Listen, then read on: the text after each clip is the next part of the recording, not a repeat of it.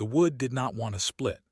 Cale had been at it for the better part of an hour, the maul coming down in the same arc each time, the same angle, the same controlled drop of the shoulders, and still the cedar log refused to yield cleanly. It was wet through, soaked to the heartwood, the kind of wet that takes weeks of rain to accomplish, and each strike buried the blade and held it, so that he had to wrench the maul free with both hands before setting up the next blow. His fingers had gone from aching to numb somewhere around the 40th swing, and the skin across his knuckles had cracked open in two places, the blood drying almost immediately in the air. He did not stop. The waystation needed fuel, and the waystation would get fuel, and his discomfort was not a relevant consideration. The structure behind him had been a rest stop once. Positioned at the curve of the mountain road, where travelers coming down from the pass would stop to rest horses and buy rice. But whatever commerce had sustained it had dried up years ago, and the building had been settling into the hillside ever since. Half the roof had come down on the eastern end. The sliding doors on the main hall had warped so badly they could no longer be fully closed, leaving a gap of 3 fingers' width that let in a persistent knife of wind. The well in the yard was good, which was the reason Cale had stopped here at all, and the remaining rooms were dry enough, which was the reason he had stayed. He had not planned to stay more than 2 nights. That had been 6 days ago, and the sky to the north had been thickening all week with the particular gray heaviness that meant real snow was coming. He was not afraid of snow. He had wintered alone in worse places, but there was something about the rhythm of the place, the well, the wood, the specific quality of the silence in the intact western room where he slept, that had made leaving feel less urgent than it should. He noted this without acting on it. The log finally split on the 43rd strike, not cleanly but adequately. He stacked the pieces against the outer wall under the narrow overhang where they would stay mostly dry. The light was going. The mountains to the west had swallowed the sun an hour ago, and the sky above the valley was the color of old iron. And somewhere in the cedar forest above the road, a branch cracked under accumulated ice with a sound like a distant shot. He heard the woman before he saw her, or rather, he heard what she was not doing, which was making the ordinary sounds of a traveler on the road. A person moving with nothing to hide will scuff gravel, will adjust their pack with a grunt, will breathe audibly on a cold climb. What came down the mountain road was deliberate silence, the particular quiet of someone who has been moving carefully long enough that it has become unconscious.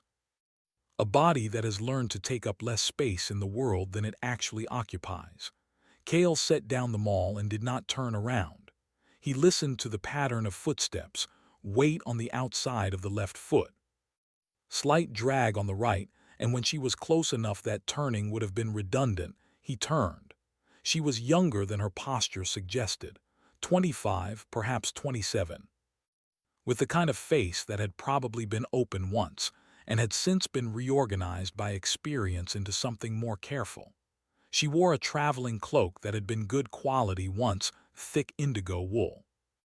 Well cut, but it was wet through and had acquired the gray-brown patina of weeks on the road. She carried more than she looked strong enough to carry. A large pack on her back, a cloth-wrapped bundle under one arm, and a lacquered document box tucked against her ribs under the cloak, held there with the specific tension of someone who cannot afford to lose it. She stopped when she saw him. Not the stop of someone surprised, she had clearly known he was there, but the stop of someone making a decision. She looked at the waystation behind him, then at the maul in his hand, then at his face, and whatever calculation she was running. She ran it quickly. "Is there water?" she said. Not a question. A statement of need delivered in the flattest possible register, stripped of everything that might be read as supplication.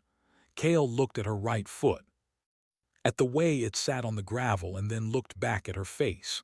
"Well's in the yard," he said. "Around the side." She went around the side without another word. He listened to the sound of the well being operated.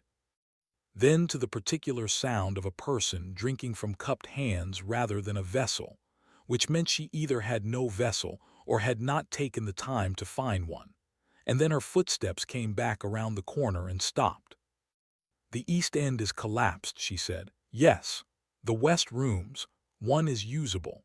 The first grain of snow came down out of the iron sky, a single flake that landed on the splitting block and disappeared. Then another and another. And the cold deepened by 2 degrees as the cloud mass overhead finally committed to what it had been threatening all week. "I have rice," she said, "and dried fish, enough for 2 if it's cooked together." She was not asking. She was negotiating with the resources she had, having assessed that her situation was more exposed than his, and moved to correct that before it became critical. He respected the logic of it even as he found it inconvenient. "Wood's there," he said, gesturing to the overhang. "Room at the end of the hall. There's a fire pit." She went inside. He stood in the yard as the snow thickened and felt the waystation's silence change quality, the way a space changes when it contains 2 people instead of one, even when neither is speaking. It was not a welcome change. It was simply a change. He split 4 more logs until the yard was fully dark and the snow had put a thin white skin on everything. And then he carried the last armful of wood inside. She had built the fire with the efficiency of someone who had been doing it for a long time, using the smallest pieces at the base and adding progressively larger ones in a way that would sustain combustion without attention. The room was already warm at the center. She was measuring rice into an iron pot with the careful movements of someone rationing, and she had hung her wet cloak on the wall peg nearest the fire. Underneath it she wore a dark traveling kimono, plain and worn, with a cloth wrapping around her left forearm that Cale noted without remarking on. The document box was on the floor beside her. She had not put it in her pack. What she had laid out on the floor to dry told a story she had not told him. There were no personal items beyond the minimum. No mirror, no letters, no objects that existed purely because someone had given them. There was a second set of inner clothing, worn nearly through at the elbows. A small bundle of medicinal herbs wrapped in oiled cloth. A knife, not decorative, the kind used to cut meat and rope and whatever else needed cutting. A partial bolt of undyed cloth, and at the edge of the arrangement, set separately and face down, a wooden memorial tablet of the kind placed on a Buddhist altar, the lacquer worn at the corners from handling. She was not a traveler passing through. She was a person in motion because motion was the only safe state available to her. He sat across the fire from her and said nothing. She added the dried fish to the pot and stirred it twice and then watched the fire and said nothing. The snow outside increased until it was audible against the warped door, a dry whispering. Somewhere in the collapsed east end, a beam shifted under new weight and made a sound like a suppressed cough. "The pass will be closed by morning," Cale said. "I know," she said. "The fire made the only light." He could see her profile against the blue dark of snowlight, filtering through the wall gaps. The line of her jaw set in the way of someone who has decided not to feel whatever they are feeling. Eyes on the fire with the focused distance of a person doing internal arithmetic. The pot began to steam. She served it in 2 of his bowls.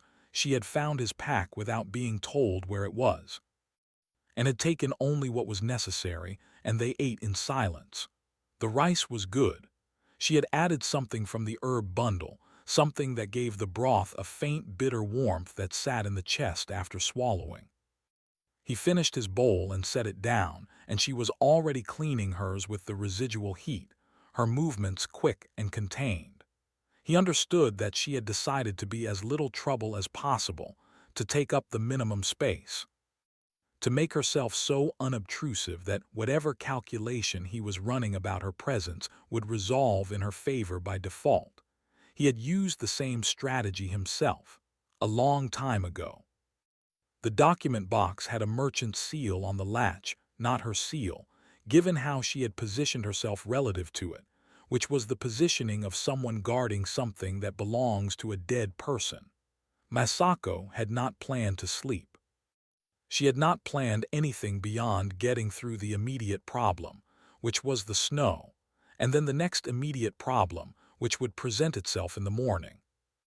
Planning more than one problem ahead was a luxury that had stopped being available to her 3 months ago, when her husband's factor had arrived with 2 men behind him and a document in his hand, and had explained, with the apologetic precision of someone who had prepared carefully, that Hiroshi had died indebted to 4 separate creditors, that the debts were substantial, that the house and its contents would cover perhaps half of what was owed, and that the balance was the legal obligation of the surviving household.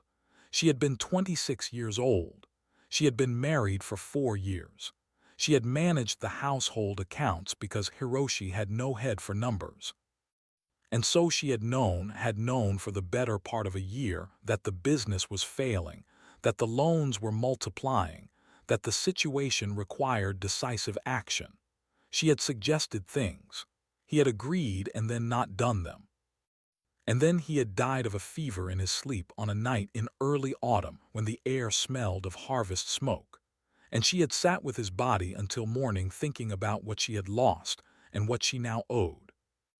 And those were different calculations that reached different conclusions. The creditors had been patient at first, then less patient. Then the factor had been replaced by a man who came to the door with different energy. And he had spoken about the debt and about the widow's options. And one of the options involved a merchant in Osaka who was looking for a second wife, someone manageable, someone who would not require excessive accommodation. And the way he described this as generosity had made her briefly dizzy with the effort of not responding to it the way she wanted to. She had given him tea. She had asked for 3 days to consider. She had spent those 3 days converting everything of value she could carry into portable, untraceable items. And on the morning of the 3rd day, she had left through the kitchen entrance with the document box under her arm, because it contained evidence that Hiroshi had repaid one of the 4 creditors in full 18 months before his death. A repayment the creditor had quietly failed to record, which reduced the legitimate debt by nearly a third. And she intended, when she reached somewhere she could stand still long enough to think, to use that document to dispute what was being claimed from her. She slept. She had not meant to, but the warmth after weeks of cold and the weight of insufficient sleep were not negotiable, and her body took what it needed without asking permission. Kale woke once in the night to feed the fire, and she was asleep against the wall with the document box tucked under her arm, her face smoothed out from its daytime carefulness into something younger, the cloth wrapping on her forearm dark with old blood at the wrist. He added wood to the fire and went back to his side of the room and did not sleep again for some time. She had treated the wound herself. The wrapping had the specific tightness of someone who could not ask for help and had done the best they could with one hand, and she had not mentioned it, and neither had he. But it changed the register of what he understood her situation to be. In the morning the snow was level with the bottom of the door and still coming. The pass was gone. The valley road was gone. The cedar forest above was present only as a darkening of the white, and the sound it made was constant. Snow loading branches, snow releasing branches, a cycle of accumulation and collapse with its own rhythm independent of the wind. She was already awake, the document box open, papers spread on the floor near the fire. She was reading them in the gray light with the concentration of someone doing work they know well. When he sat up, she did not look at him. "How long will it snow?" she said. 3 days, maybe 4. A silence. She folded one paper back into the box with particular care. "I have enough rice for 4 days if we're conservative," she said. "I have millet and dried venison." She looked at him then briefly, and something in her expression shifted, not gratitude, but a recalibration, the look of someone adjusting their estimate of a situation upward. She went back to her papers. He went outside to the well and drew water until his hands stopped working properly and came back in, and thawed them over the fire and watched her work while appearing not to. She was reading legal documents.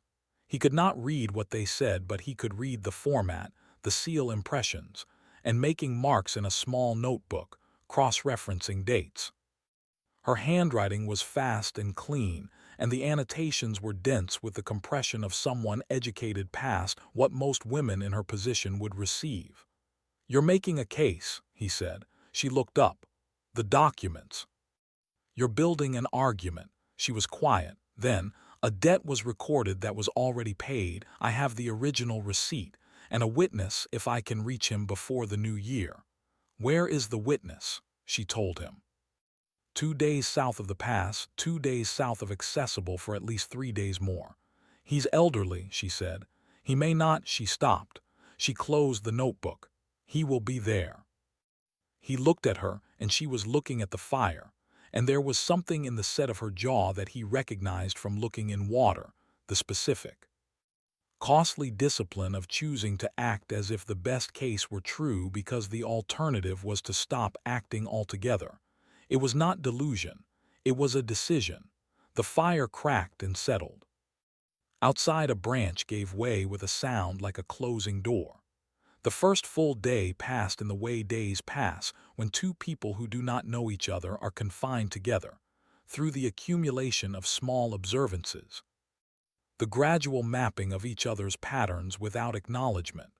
Cale learned that she rose in darkness and did not speak until she had been awake for some time, that she ate less than she needed, that the cloth wrapping on her left forearm needed changing, and she had been avoiding this because it would require revealing the wound, which would require explaining it, and she had decided he was not someone she needed to explain things to.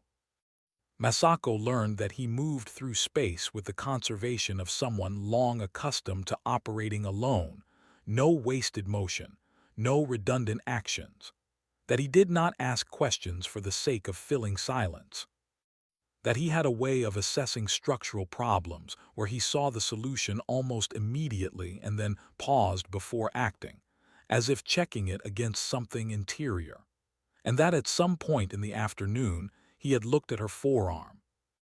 Briefly, with the assessment of someone who has treated injuries and knows what infected ones look like from across a room, she unwrapped it herself that evening. The wound was a cut along the outside of the forearm, not deep enough to have required stitching if cleaned immediately, but it had not been. And the edges were red and warm, and the flesh around the lower end had the tight look of developing infection. She looked at it with the expression of a physician who has diagnosed something inconvenient in themselves, clinical, unhappy, calculating treatment options without drama. "I have something for that," he said. "In my pack, inner left pocket." She found it herself, a small bundle of herbs he'd acquired from a mountain village 3 weeks prior. He told her what he'd been told. Steep in water barely below boiling, let cool until touchable, apply directly. She did this without comment. And when the heat of the compress hit the wound, she made no sound, though her jaw set briefly in the way of someone absorbing discomfort. He looked at the fire. She changed the dressing with cloth she had already cut into strips. She had been planning to treat this herself, and then sat back and looked at her papers. "Thank you," she said after a moment. He said nothing. The fire burned. The snow settled into its third hour of the same intensity, and the waystation around them creaked in the wind like a vessel navigating something too large to see. On the second day she walked circuits of the yard in the snow, arms at her sides, breath visible in short white exhalations, maintaining a discipline of movement that had likely been keeping her functional on the road for weeks. When she came back inside, her cheeks were red, and the infected forearm was held slightly away from her body. She sat by the fire and dissolved dried herbs and powder in hot water and drank it without expression. "Where did you learn that?" he said. She looked at the cup. "My grandmother, she was a healer." A pause. "My mother thought it was beneath us." Something in the way she said us the slight catch before the word. The small correction that did not come told him that the household it had referred to had ended, and that she was still adjusting to the grammar of that ending. He did not pursue it.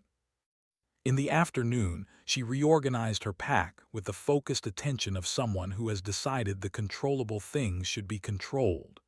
She had also, at some point, swept the floor with a bundle of cedar boughs from the collapsed section. He split wet wood into smaller pieces and stacked them near the fire to dry. She did not comment on this. He did not comment on the swept floor. They ate millet with the remaining venison and the last of her fish, and the fire was good.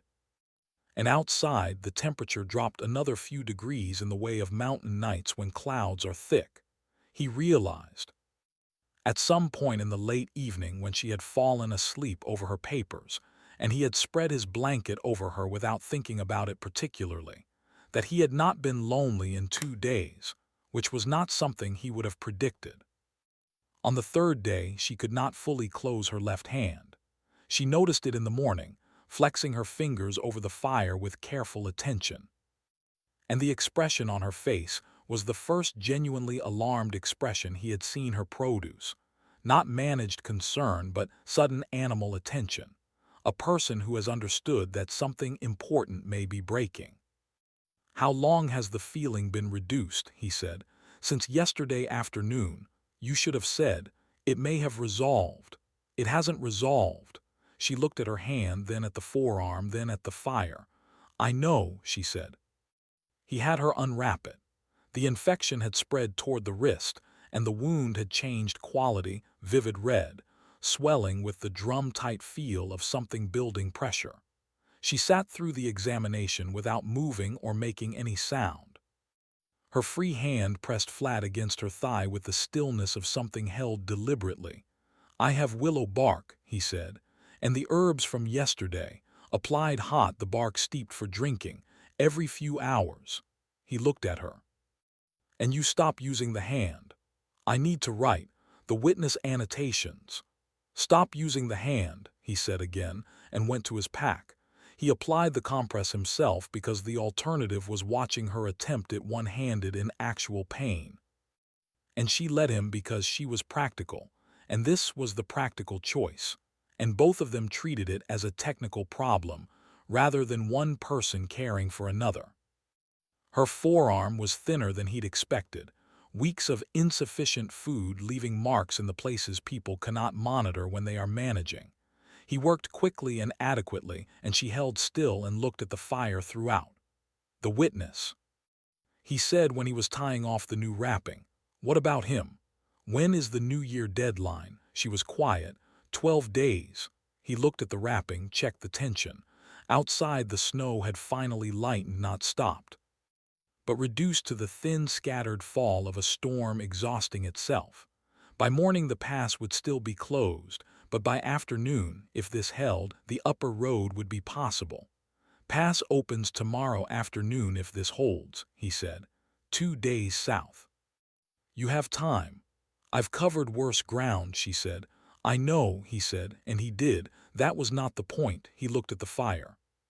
He was aware of being at the edge of a decision, a direction. And he was aware that he had not made a decision like this in some years, had in fact organized his life specifically to avoid the conditions that produced decisions like this, and that the organization had apparently been insufficient. "South Road goes through the Valley Posting Station," he said. "I've traveled it." She looked at him. The firelight was steady, and it made her face look less guarded than usual. Or perhaps she was less guarded, 3 days of shared silence producing its own small erosions in the walls people build. "You're going south," she said. Not a question. A statement, and inside the statement, permission, something careful and unannounced that was neither gratitude nor relief, but contained elements of both.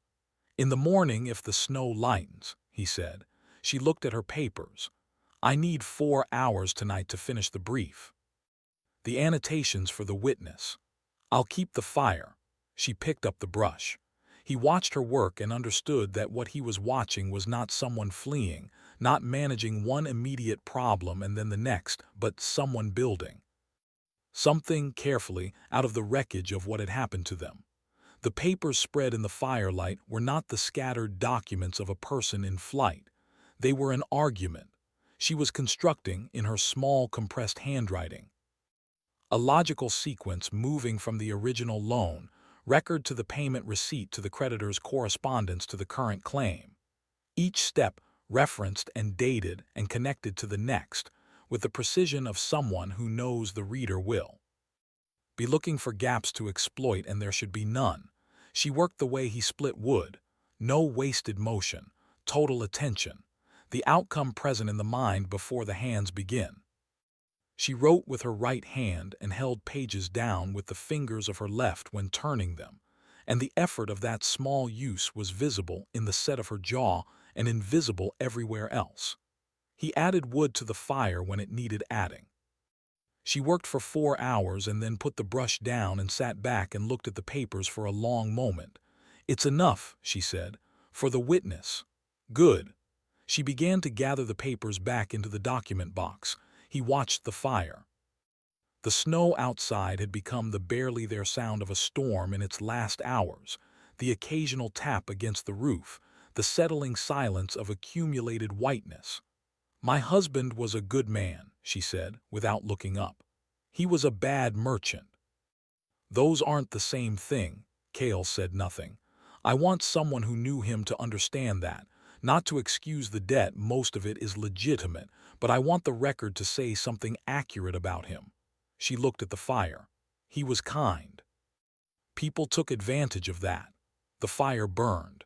Outside, the mountain was white and enormous and utterly indifferent to accuracy, to kindness, to what a good man had been. "It will," Cale said. She looked at him. It was a brief look, the kind that registers something and deliberately does not elaborate. Then she banked the fire for sleeping and was asleep in minutes, and he sat with the document box between them and the fire going down and felt. Not thought, the specific weight of a person who has spent years ensuring that nothing they did would matter to anyone else, and the specific surprise of discovering that this strategy had failed in the span of 3 days.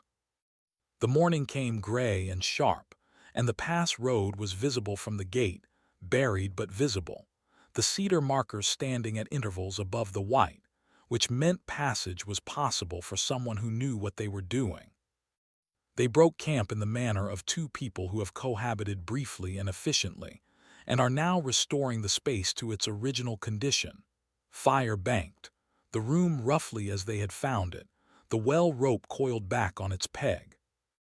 Masako packed with the practiced compression of someone who had done it many times, each item in its position, the document box last.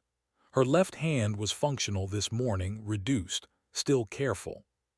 But the swelling had eased enough that she could flex the fingers when she concentrated. Cale distributed weight from her pack to his own without asking, taking the bolt of cloth and a portion of the food. She watched and did not protest, a recognition that protest would be inefficient, and that the redistribution was being offered in the spirit of logistics rather than charity, and that she was capable of distinguishing between the two. They went out into the white. The post-storm mountain had the quality of something remade overnight. The road was buried, but the markers were present, and the sky had cleared to a high pale blue, the kind of cold blue that gives light without warmth. The snow surface was crusted enough to support weight with only occasional sinking. They walked the rise together, Masako moving alongside him on the wider sections, their footsteps in the white the only sound the mountain offered for the first hour. At a flat section where the road widened across a small plateau, they stopped to look at the valley below, white fields, dark cedar stands, the river a gray line through the bottom of it. And somewhere beyond it the town with its streets and its guild records and its elderly witness who would be there, because she had decided he would be. 2 days, she said, less if the road's broken from the south. There may have been travelers before us. She looked at the valley. Her face in the high cold light had its working expression present. organized around immediate purpose. But there was something underneath it that had been there since the morning she woke and found his blanket over her, and had not, notably, removed it or commented on it or altered her behavior in any way that acknowledged it. He understood this. He had been doing the same thing. "The document box," he said. "If the witness is incapacitated, the magistrate's office at the posting station. The receipt alone may be sufficient to file a formal dispute. It won't resolve it, but it stops the creditor from acting while review is pending." She looked at him. "You know Merchant Guild law. I've seen enough disputes. Have you seen them resolved?" He was quiet for a moment. "Some." She looked at the valley again. The low winter sun had hit the white surface and turned the whole bowl of it brilliant. The kind of light that makes the world look more resolved than it is. "I'll reach the witness," she said. "Not to him. To the valley, to the sun on the white. To the argument in the box she was going to deliver with a bad hand and 2 days of mountain road and all the rest of it." He believed her. They came down the south side in 4 hours, the road broken before them by earlier travelers, their tracks helpful in the deep sections. At the posting station, a small cluster of buildings around a road shrine, smoke from 2 chimneys, they stopped. She set down her pack outside the posting station door and looked at the road south and then back at the road north. And the gesture had the quality of a person marking a boundary, acknowledging what had been left behind before turning to face what was ahead. Cale transferred the cloth and the food back to her pack. She repacked them in their correct positions and lifted it without particular difficulty despite the forearm, which was not, he thought, the full story of the discomfort it was causing her. "The herbs," he said. He gave her the remaining portion. "Every 4 hours. Don't let it go cold before you apply it." She placed it in the inner left pocket of her pack, the pocket she had found it in on his pack, without commenting on this. "Yes," she said. He looked at the road. She looked at the road. The posting station behind them offered rice and a fire, and neither of them was going in. "The magistrate's office," he said. "If the witness—" "I know," she said. She looked at him briefly, with the directness she used for things she had decided not to manage around. In the cold, white air between them, in the particular silence of a mountain valley after heavy snow, something that had been building for 3 days through shared fire and shared work, and the specific intimacy of 2 people not saying the obvious thing, that thing settled, quietly, into its permanent form. Neither of them named it. Naming it would have been imprecise. What it was not available in simple vocabulary, and they both knew this, and the knowing was sufficient. "Go," he said. She went. He watched her take the south road with the pack on her back, and the document box under her arm and her weight on the outside of her left foot, and he watched until the road curved, and the cedars took her. Then the mountain was quiet and very large, and the sky above it was the pale blue of good weather holding. He stood at the posting station for a moment. Then he went inside and spoke to the man behind the counter about the magistrate's office and what documents were required to file a formal dispute under Merchant Guild law. And the man told him, and he listened. And then he went back outside and stood in the cold for a long moment with the south road in front of him and the north road behind. The mountain held its cold and its distance and its vast white indifference to the choices of the small figures moving across it. He took the south road. Somewhere in the cedar forest behind him, a branch released its last load of snow. And the sound it made was brief and soft and final, the sound of something set down after being carried a long way. Would you have taken the south road, or gone back to the mountain when the snow broke?